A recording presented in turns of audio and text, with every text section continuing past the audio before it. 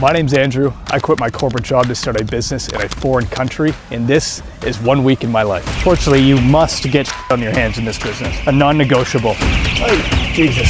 She's probably blind on that eye. You'll see me surgically remove this tick. Emergency saving. Oh no, this tick's everywhere in its ears. Day 8, we're at the farm.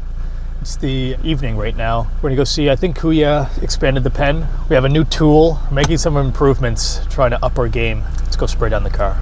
Biosecurity, baby. Nice spray, like a car wash almost. We have some fire extinguishers here. A requirement to renew a business permit. 1, 2, 3, 4, 5, 6 of them. And of course we have 4 more coming because there's supposed to be 10 fire extinguishers. And being the regulatory abiding business that we are, we make sure we get these things done. This is what they look like. Day 8, birds right here. Okay, we have an early stage split leg, little split leg chicken. Look at him. He's Michael Jackson moonwalking. Oh, he's moving good, but once he gets heavier, you're gonna see him start sitting up in his legs. He'll literally just be shuffling, making snow angels out here. So I'm gonna go get him and we'll throw him in the nursery so we can keep an eye on him. It's a new toy.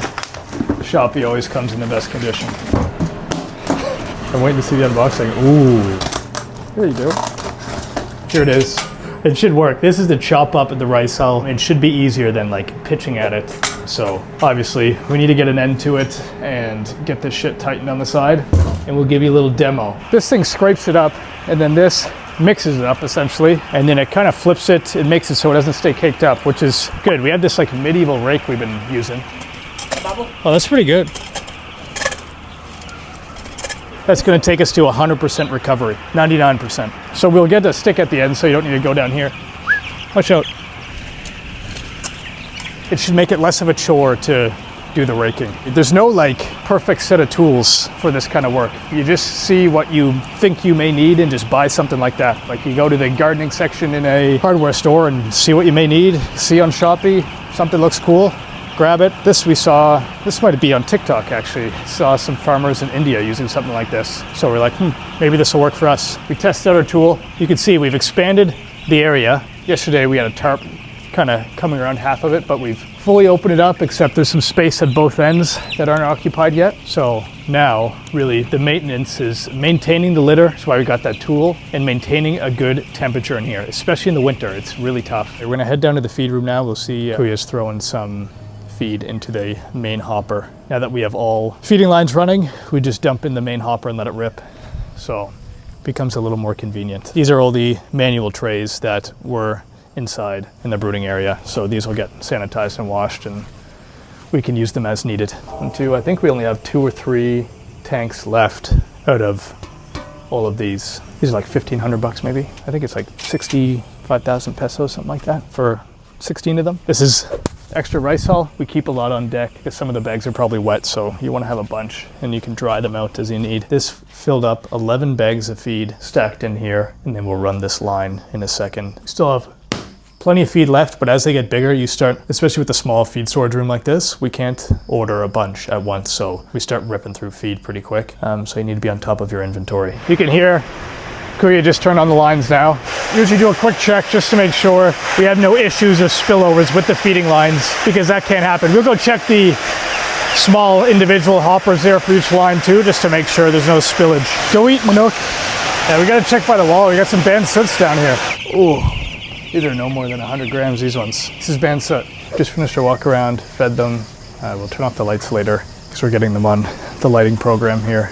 It's payday as well, so we got some cash for the Kuyas. And that'll be it for today. Catch you in the next one when we prepare this new piece of equipment we have, which should level up the farm. Day 9, we're gonna get a handle on this new piece of raking equipment. This is how you know I'm falling in love with the farm game here. I'm actually excited to get a handle on this and just see if it works and if it does a better job than the rake we have. So I'm actually looking forward to that. And if it does, then we'll probably get another one. And then we'll go see what the chickens are saying. Mortality's gone pretty low the past few days, which is good, so we'll go see. We're just getting in the farm now, taking them around, doing our usual, picking up some band soots, putting them in the nursery. But you can see they're at the water line. They're eating right now. Mortality was really good the past few days, so I think we've straightened out some of our environmental issues we were having during the brooding, which is a really rough time to have it, but you know, we live and learn. It's important to tweak some things early on so you can learn and adjust for next cycle, put this guy in the nursery. So day 9 Manook right here. It's a pretty sizable one. It's got good crop fill on them. Get it nice and close and see our star player here.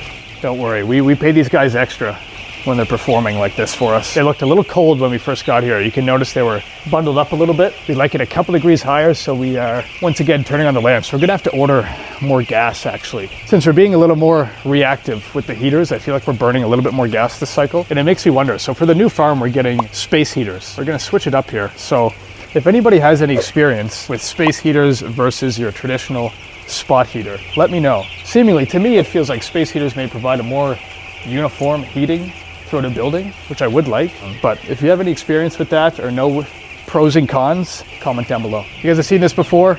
As we do our walk around, we're getting the basket so we can just put any undersized chickens. Oh, you f***ing little sneaky bitch.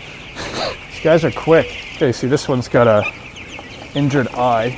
Could even be rice hull getting up into it. See the sides, he's probably blind on that eye. So to make life a little easier for him, we'll put him in the nursery where everything's nice and close and he's got more space to roam around and relax. Sometimes they're nice and calm. Sometimes they're just quick. They're diving and dodging and weaving you. You don't go chase them around because you're gonna stress everyone out. So you just kind of know that you'll be back another day for them. Ooh, that's a quick hand there.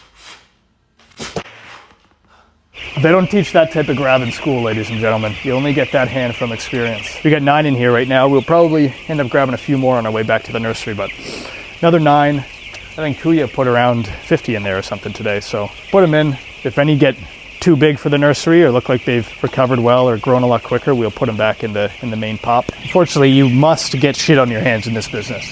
That is a non-negotiable. Ay, Jesus. Yeah, it's a battle out here. We're gonna go see if we can get this tool figured out. One thing you notice coming from Canada to the Philippines, or probably any Western country, is the use of cash, like exclusively cash, makes it a lot harder to keep track of what's coming in and what's going out. Like in Canada, you can track all your expenses just through like statements that you print off, so it makes it pretty easy, but the use of cash here, you really need to keep track of where your money is going here in the Philippines with the cash-driven society. We're going to get a handle to plug in here. Let's go get it done. Just remember the final item. We need gas for the spot heaters. We'll order that in the next day or two because we're on our last tank right now. Down in the barangay, baby. Let's go see. This looks like something used to massacre people. No luck here in both hardware stores. No wood, no metal, no kahoy, and no bakal. We keep the search going. Okay, we're here at another wood store. There's random shops everywhere. It's like you don't go where they actually do the specific thing you want. You just go where an employee might be able to get it done. Looks like a door builder here. We'll see if they got any wood for us. If you take a look around, it looks like we're really in the middle of nowhere, but it's a little shop on the side of the road. We're getting it sorted out here. We came to the right spot. Maybe we'll get a door from them. You hear the work being done. Should be good. Ang galing, kuya. Ooh, there you go. Maganda harvest with this tool. There you go. Magkano, kuya? Where's kuya? Saan, kuya? We got the goods and good people there. See, you never know what kind of shop you're gonna get things from, and this is a door maker, and we got to meet the whole family there. Back to the farm we go. Can't get lazy on this stuff. They're running the feed line. Let's go give this a quick little test as well, see what the deal is. Temperature feels better. Let me give this a try here where it's a little more caked up.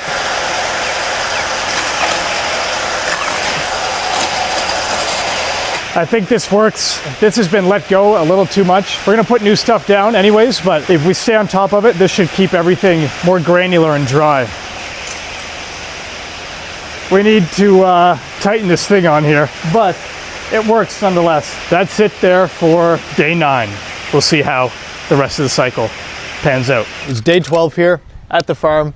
We have some fresh gas canisters being dropped off. We burned through 15 of those, potentially a leak in gas somewhere maybe. It feels like we're burning through it pretty quick compared to last cycle. Let's go check out some Manooks. Let's find a more friendly one here. There you go. If you take a look at him up close, you can see him saying, "What the fuck are you doing?" Sometimes I just look at them in the eyeball and I'm just wondering, like, I wonder what he's thinking. I gotta say, with all the aging equipment in here, we have several brooding lamps that are out and things are just falling apart piece by piece every cycle seemingly. I'm really excited to have the new farm up and going and see what farm looks like with fresh, brand new equipment that's never been used. It's exciting. So to see that slowly come into fruition is gonna be pretty sweet. And we get to pick and choose some of the equipment we have, so it's kind of exactly the way we want it. So I'm looking forward to that. Good Manook right here. Good chicken. We're gonna go check the temperature and see what it's like, but the fluctuation between daytime and nighttime has been huge, the temperature. It can be 30 something degrees during the day and get down to, 23, 24, 25 at night. So you need to be proactive in getting heaters on before the temperature dips too much. And by the time it gets too low, you're already too late, really. So you don't want to experience volatile temperatures in here. Hey, don't get that, I'm better than that. Okay, grabbing some ones for the nursery, as we do. Wow. Oh, you little bastard. It's like the small ones, like when you get close, it's like they have an intuition that you're coming for them. Like the big ones will just kind of chill there. You can walk by, and then the little ones, they know you're coming for them. Got him. You have our star athletes out here. I'd put him down, but since he's, oh, look at that, the escape, the great escape. Come on, bud. I'll face him this way so he's king of the crew. Look at that. Showing off for his boys. Gotta let him have his moment here. Firstly, he made a few changes. Thank you to everybody who's been reaching out. A lot of helpful people have reached out to help provide some advice about what to do with the chickens in there. So I've been speaking with the doctor online and he suggested a few things. So we increased the ventilation and then we're gonna be back in about 30 minutes to see what the sitch is. You're not looking at any expert here. You're looking at somebody who's learning as we go, trying to digest as much information as I can. So anybody who has experience, I'm always happy to hear from and listen to. So thanks a lot for that. Looks like the ventilation has done its job here. If you take a look, all the pans have birds at them. The water line as well, up, and they just seem way more active. I think there was probably maybe a little chilly in here earlier, or air quality not as it should be, and they were seeming a bit lethargic. So increasing the ventilation, put some heaters on to combat it getting a little more chilly in here, and it looks, it's actually night and day. It looks way better. So that's good to see, and they're more spread out. When they just get sectioning to the walls, I don't like that, and it shouldn't be that way. So to see them taking advantage of all the space that they have, being in all the feeding trays, all along the drinking lines, this is what good Manook looks like, and it's good to see. Sometimes there's so many different variables you can change, it's hard to figure out what exactly it is sometimes. Especially with these open-sided farms like this, every single day it's a bit of a puzzle. You need to solve the puzzle for your own farm. What works in a farm like this may not be the sauce for another farm, etc. So you need to figure out what works for your building exactly and roll with that. And we're tweaking things in our first 2 cycles to see what that might be. But it's good to see them up and active right now. The more you touch them, you view them, the more intuitive things like this will become, and you'll be able to just visually recognize when things are off. If you've never raised chickens, you can't walk into a farm and be like, I think there's something wrong with them, because how would you know? But spend a lot of time observing them, seeing how they feel at different stages, what different weights feel like, what a healthy bird feels like versus ones that's underdeveloping. All of that develops over time, almost unknowingly to yourself. It's just an intuition that you build up. So that's something I want to be able to rely on as I become a more experienced flockman, farm owner, whatever you want to call it. So sitting here just staring at them, absorbing knowledge. So right now we're going to speak to the captain.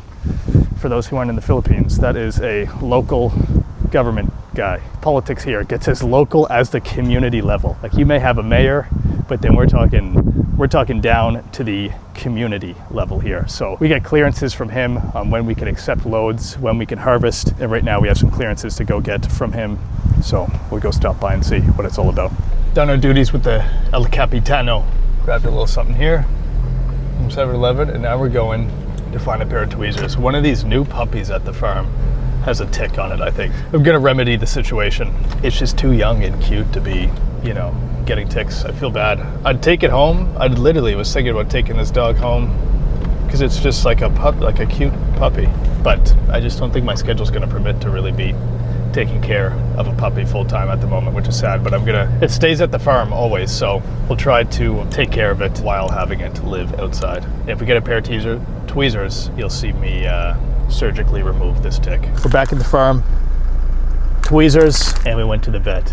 This is gonna be the healthiest dog on the farm. Here, let's go see. I've never tried to pull a tick off of a dog, but we'll see what's up. We have Mom here. Hey girl. One cute little sausage here. Look how cute this freaking creature is. Literally so cute. Look at the mom's like, what are you doing with my cute little creature? And then this one has a tick in it somewhere. Hey. Look how cute. Doesn't this look like it should be mine? We're gonna get him in the patient room and see what we can do with him. Emergency saving. Oh, okay, there it is right there. Lift your head. You see that there?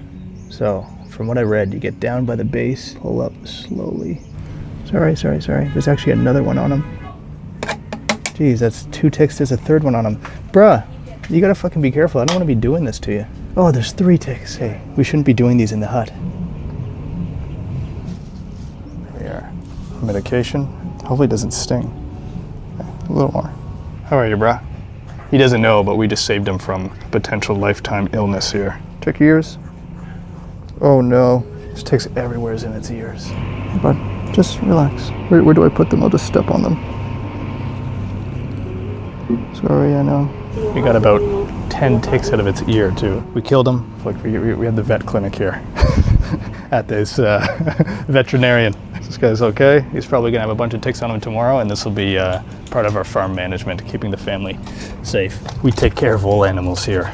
The veterinary clinic, the poultry farm, we do it all here, baby, at Andrew Fletch. So we'll see you in the next one.